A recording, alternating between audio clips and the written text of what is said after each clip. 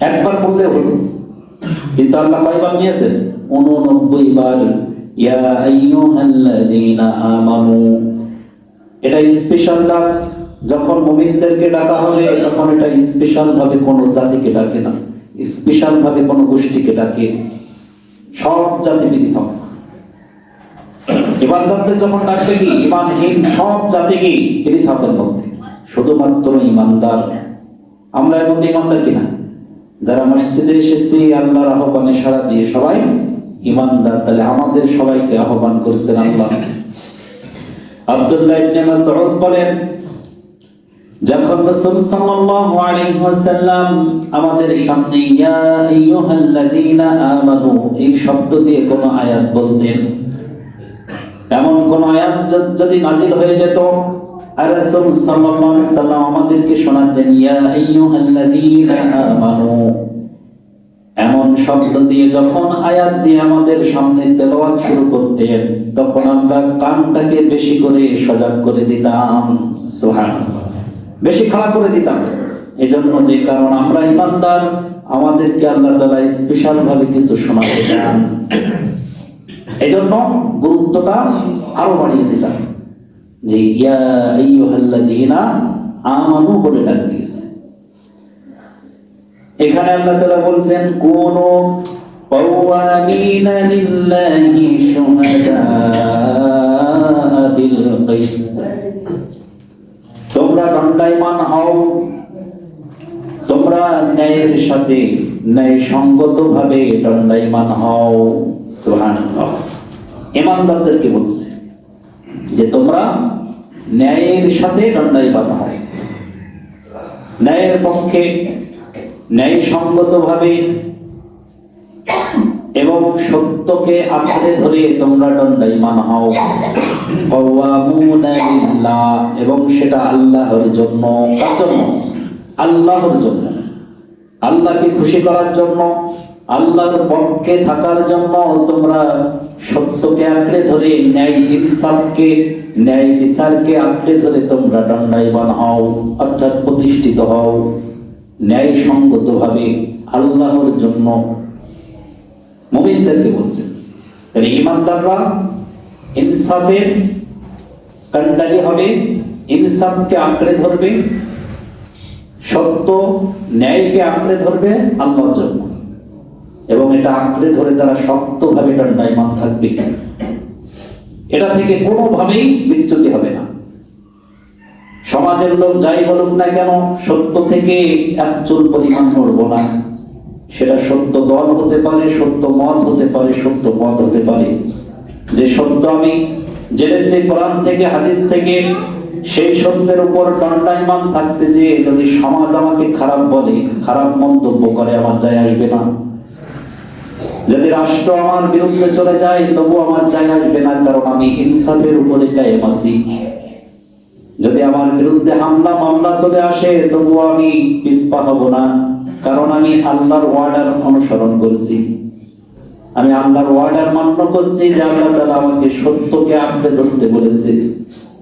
এই সত্যকে আঁকড়ে ধরার জন্য যদি আমার জীবনও চলে যায় তবু আমি সত্য থেকে পিছপা হব না।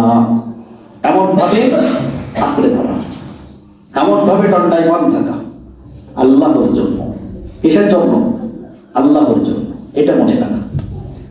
সূরা নিসার মধ্যে আল্লাহ বলেছেন ইয়া আইয়ুহাল্লাযীনা আমানু কুনু কাওয়ামুনা লিল্লাহি শুহাদা বিল কিসত, তোমরা হে ইমানদারগণেরা, হে আমার বিশ্বাসী মুমিন বান্দারা, তোমরা আল্লাহর জন্য ইনসাফের প্রতি কায়েম থাকো, দণ্ডায়মান থাকো, সত্যের সাক্ষ্য দাও। সেই সাক্ষ্যটা যদি তোমার আনফুসিকুম, তোমার নিজের বিরুদ্ধেও চলে যায় তবুও তুমি সত্যের পক্ষে থাকো। সত্যের সাক্ষ্য দাও, ইনসাফের সাক্ষ্য দাও। যদি তোমার নিজের বিরুদ্ধেও চলে যায়, ওয়াবিল ওয়ালিদাইন, তোমার পিতামাতা বিরুদ্ধেও যদি চলে যায় তবুও তুমি সত্যের পক্ষে সাক্ষ্য দেবে। ওয়াল আকরাবিন, এবং যদি তোমার নিকট কোনো আত্মীয়ের বিরুদ্ধেও হয়ে যায় তবুও তুমি সত্যের সাক্ষ্যটাই দিবে। সুবহানাল্লাহ। কার অর্ডার? আল্লাহ। তাহলে আমাকে সত্যের পক্ষেই সাক্ষ্য দিতে হবে, যদি সেটা নিজের বিরুদ্ধেও হয়, আমার পিতার বিরুদ্ধেও হয়, আমার মায়ের বিরুদ্ধেও যায়, এটা আমার নিকটতম যেমন আত্মীয় হোক তার বিরুদ্ধেও যদি চলে যায়, তবু আমাকে সত্যের পক্ষেই সাক্ষ্য দিতে হবে। কারণ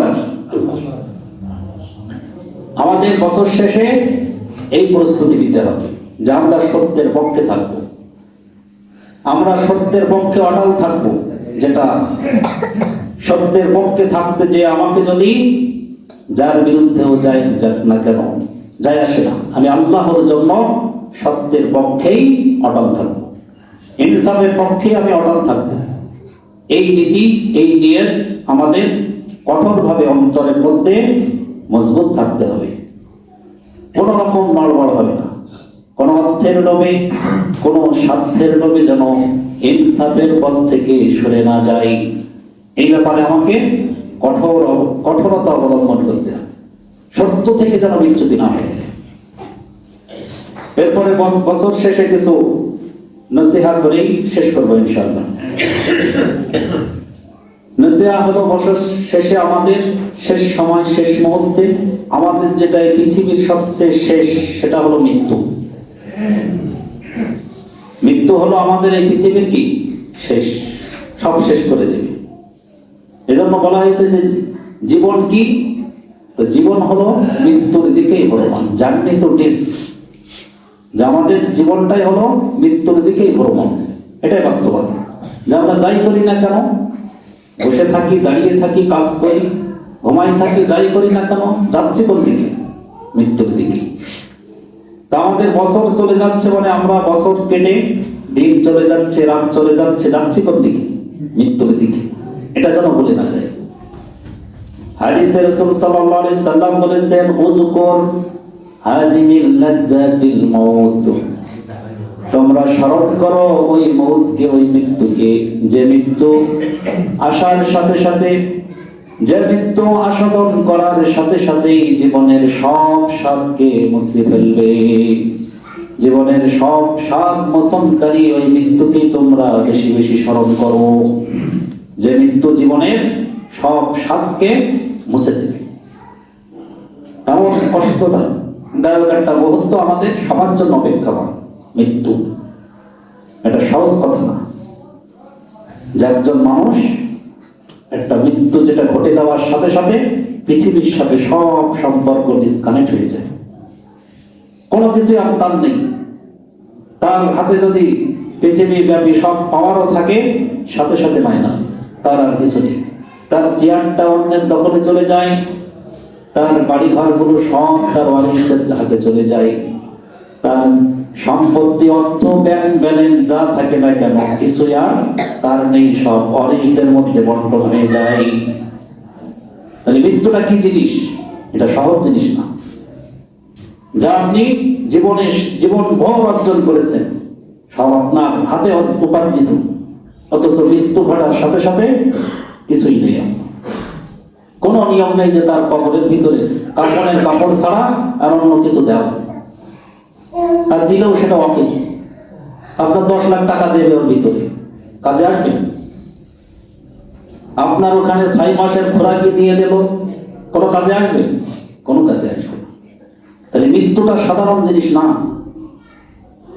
রাসূল সাল্লাল্লাহু আলাইহি সাল্লাম বলেছেন, উযকুর হাদিমিল লাযযাতিল মাউত, তোমরা অধিক পরিমাণে ওই মৃত্যুকে স্মরণ করো যে মৃত্যু তোমাদের জীবনের সব স্বাদকে মিটিয়ে দেবে, কোনো স্বাদ আর থাকবে না, সব স্বাদকে মুছে ফেলে দেবে।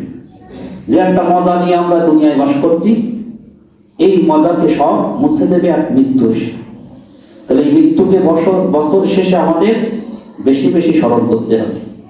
হযরত ওমর রাদিয়াল্লাহু তাআলা আনহু, যিনি অর্ধ পৃথিবীর শাসক, তার আংটি ছিল একটা, কি ছিল? আংটি। এই আংটির ভিতরে মৃত্যুর কথা লেখা ছিল। ওমর রাদিয়াল্লাহু তাআলা আনহুর আংটির ভিতরে লেখা ছিল যে উযকুর হাদিমিল লাযযাতিল মাউত, এই মৃত্যুর কথাটা লেখা, এই হাদিসটা লেখা ছিল ওমর রাদিয়াল্লাহু তাআলা আনহুর আংটির ভিতরে। যে অমর মৃত্যুর কথা বেশি স্মরণ কর। এরপরে ইতিহাসের পাতায় লেখা আছে ওমর রাদিয়াল্লাহু তাআলা যখন সংসদ ভবনে বসতেন, ওই সংসদ ভবনে সব আলোচনার শুরুতে একজন কর্মচারী নিযুক্ত ছিল, যে কর্মচারী সর্বপ্রথমে হাদিসটা স্মরণ করিয়ে দিতেন সবাইকে। যে আলোচনার শুরুতে আগে সবাই এইটা স্মরণ করে নিই যে আমাদের মৃত্যুর কথা সবাই স্মরণ করে। আর মৃত্যুর কথা বলা মানে কি সবাই নরম হয়ে যায়, কেউ যেন আর গরম না, কেউ যেন আর অহংকারী না হয়ে যায়। এজন্য আমাদের মৃত্যুকে বেশি স্মরণ করতে হবে বছর শেষে। এটা আমাদের জন্য বড় উপদেশ হাদিস থেকে, যে আমরা মৃত্যুকে বেশি বেশি স্মরণ করি। মৃত্যুর স্মরণ মানুষকে নগদ 3টা পুরস্কার দেয়।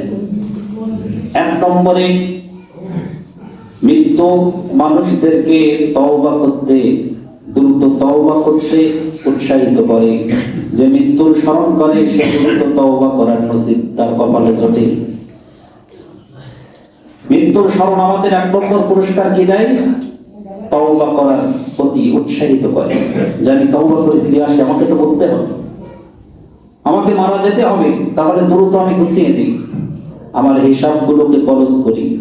অনেক বেহিসাব, অনেক এরকম হিসাব আমার রয়ে গেছে, সেই হিসাবগুলোকে একটু গুটিয়ে ফেলি। মৃত্যুর স্মরণ আমাদেরকে এভাবে তওবা করতে উৎসাহিত করে। 2 নম্বরে অল্পে তুষ্ট করে দেয়। অল্প যা কিছু আছে সেটাই অন্তর তুষ্ট হয়ে যায়, সন্তুষ্ট হয়ে যায়, যে আমার যা আছে আলহামদুলিল্লাহ, আমার তো মরে যেতে হবে। তাহলে মৃত্যু আমাদেরকে অল্পে তুষ্ট করে দেয়, অল্পতেই খুশি করে দেয়। আর যার মৃত্যুর ভয় নেই, যে আখিরাতের চিন্তা করে না, দুনিয়া নিয়ে বেঁচে থাকতে চাই, দুনিয়ায় দীর্ঘজীবী হয়ে চলতে চাই, তার জন্য দুনিয়ার আকাঙ্ক্ষা যতই পাক না কেন সে আরো চাই করে জীবন কাটাতে থাকে। তার ওই পিপাসা কোনোদিন নিবারণ হয়, কারণ তার মৃত্যুর ভয় নেই, মৃত্যুর চিন্তা নেই তার মধ্যে, সে মৃত্যুকে নিয়ে ভাবে না। এজন্য তার দুনিয়ায় আরো প্রয়োজন, আরো চাই। যদিও তার ব্যাংকে কত টাকা আছে হিসাব নেই, বাড়িঘর কোথায় কেমন পড়ে আছে হিসাব নেই, কিন্তু তার বড় কি আরো চাই, তার প্রয়োজন নেই। তবুও কি মৃত্যুর কথা স্মরণ না থাকার কারণে মানুষ এমন দুনিয়া পাগলা হয়ে যায় যে সে শুধু আরো চাই করতেই ব্যস্ত, কিন্তু তার যার প্রয়োজন নেই, যা আছে এটা দেখারও সময় নেই, এই কথা তার চিন্তা থাকে না। এজন্য মৃত্যুর স্মরণ আমাদেরকে অল্পে তুষ্ট করে দেয়, এজন্য মৃত্যুর স্মরণ জরুরি। 3 নম্বরে মৃত্যু আমাদেরকে নগদ যে পুরস্কার দেয় সেটা হলো, যে ইবাদতই করি না কেন সেই ইবাদতের মজা বাড়িয়ে দেয়। সুবহানাল্লাহ। ইবাদতের মজা বাড়াতে হলে আপনাকে মৃত্যুর স্মরণ করতে হবে, যে আমার এটা শেষ নামাজ। যেমন রাসূল সাল্লাল্লাহু আলাইহি ওয়াসাল্লাম হাদিসে বলছেন যে তুমি নামাজ ইহসানের সাথে নামাজ আদায় করো, যে তোমার এই নামাজই কি শেষ নামাজ। এই নামাজ আল্লাহ তোমাকে দেখছে অথবা তুমি আল্লাহকে দেখছো, তুমি আল্লাহকে দেখছো এমন ভাবে নামাজ আদায় করো। যদি এমন সুযোগ না হয় তাহলে বুঝে নেবে যে আল্লাহ তোমাকে অবশ্যই দেখছে, এই মন নিয়ে নামাজ আদায় করো, এবং এই নামাজটাকে জীবনের শেষ নামাজ হয়ে যেতে পারে এমন চিন্তা করো। তাহলে মৃত্যুর স্মরণ নিয়ে নামাজ আদায় করো, যেমন মৃত্যু ঘটে যেতে পারে, এই জুম্মার নামাজ হয়তো শেষ জুম্মা হয়ে যেতে পারে, এমন চিন্তা নিয়ে যখন জুম্মায় আসবো, জুম্মার নামাজ ইবাদত খুতবাগুলো শুনবো, তখন কি সেটার মজা বেড়ে যাবে, আগ্রহ উৎসাহ অনেক বেড়ে যাবে। এজন্য মৃত্যুর স্মরণের সাথে 3টা নগদ পুরস্কার। তাহলে 1 নম্বরে কি তওবা নসিব হয়, 2 নম্বরে অল্পে তুষ্ট করে দেয়, আর 3 নম্বরে ইবাদতের মজা বাড়িয়ে দেয়। এভাবে আমরা মৃত্যুর স্মরণের মাধ্যমে নগদ এই পুরস্কারগুলো পেয়ে যাব।